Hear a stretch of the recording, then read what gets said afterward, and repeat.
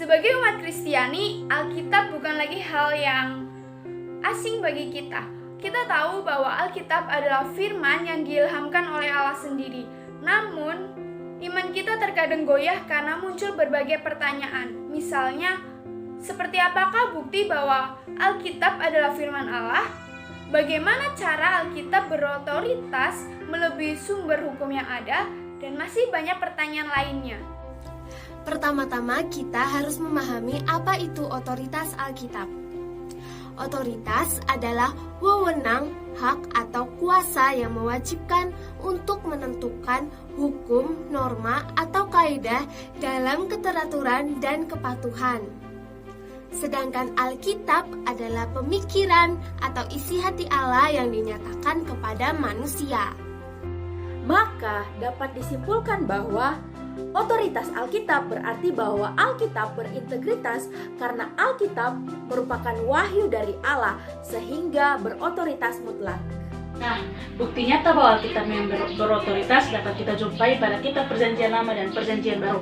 Pada kitab Perjanjian Lama, kalimat demikianlah firman Allah atau Allah berfirman dapat kita jumpai beberapa kali. Contohnya pada kitab Kejadian 1 ayat 3 dan kitab Keluaran 5 ayat 1. Ini menyatakan bahwa firman Tuhan memang benar-benar berasal dari Allah, sehingga isi dalam Alkitab adalah sempurna. Mazmur 19 ayat 7. Dan pada kitab Perjanjian Baru, pada kitab Roma 7 ayat 12 menyatakan bahwa hukum Taurat dan perintah Tuhan adalah kudus, benar, dan baik.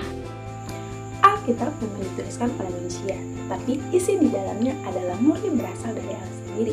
Seperti yang dituliskan dalam 2 Timotius pasal 3 ayat yang ke-16 yang menyatakan bahwa segala tulisan yang diilhamkan Allah bermanfaat untuk mengajar, untuk menyatakan kesalahan, untuk memperbaiki kelakuan, dan untuk mendidik orang di dalam kebenaran.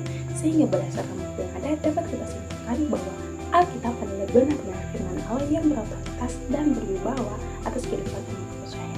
Kita telah mengetahui bahwa Alkitab adalah benar-benar firman Allah. Maka kita juga perlu mengetahui tentang Allah, natur Allah, dan karakter Allah. Nah, untuk mengetahui hal tersebut, maka kita perlu untuk mengetahui terlebih dahulu tentang atribut-atribut Allah. Di mana atribut Allah dibagi menjadi dua, yaitu communicable attributes dan incommunicable attributes. Incommunicable attributes adalah atribut-atribut Allah yang tidak dapat dikomunikasikan kepada manusia. Incommunicable attributes adalah atribut-atribut Allah yang menyatakan keunikan Allah dan satu-satunya pribadi yang mencerminkan semua atribut Allah dan menyatakan kemuliaan Allah secara sempurna, yaitu Yesus Kristus yang adalah firman yang menjadi daging. Dapat kita baca dalam kitab Yohanes pasal 1 ayat 14. Atribut Allah yang incommunicable meliputi yang pertama ada independence. Kisah Para Rasul 17 ayat 25 mengatakan bahwa Allah tidak bergantung pada apapun. Yang kedua ada immutability. Dalam Bilangan 23 ayat 19 mengatakan bahwa Allah tidak akan pernah berubah. Yang ketiga ada ketidakterbatasan. Dalam hal ini berkaitan dengan waktu atau kekekalan Allah, Efesus 3 ayat 21, dan berkaitan dengan ruang atau kemahadiran Allah, Yesaya 66 ayat 1.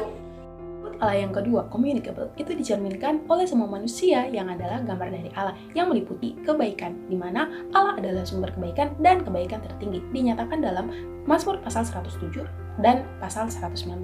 Yang kedua adalah kekudusan, di mana Allah menginginkan kita untuk menjadi kudus sama seperti Allah yang adalah kudus, dinyatakan dalam 1 Petrus pasal 1. Yang ketiga adalah kebenaran atau keadilan, di mana dinyatakan dalam Yeremia pasal 7 ayatnya yang ke-20 bahwa Allah adalah pemberi hukum tertinggi.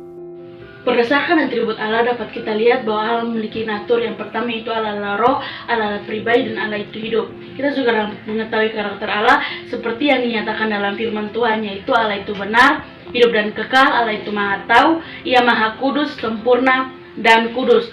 Oleh karena itu dapat kita simpulkan bahwa Allah itu benar dan dapat dipercaya.